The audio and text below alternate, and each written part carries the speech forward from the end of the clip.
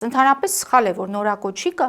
առաջնագծում կանգնած է, որովհետև ինքը շատ վատ տերմին օգտագործեմ, դառնում է թնդանոթի միս։ Սակայն ամեն դեպքում, եթե պատերազմ լինի, սակայն ամեն դեպքում առաջիկա 2-3 տարում պատերազմի հավանականությունը ըստիս մինիմալ է, երբեք ավելի ցածր չի եղել։ Այ եթե խաղաղության գործընթացը ձախողվի, միգուցե 3 տարի հետո մեծանա։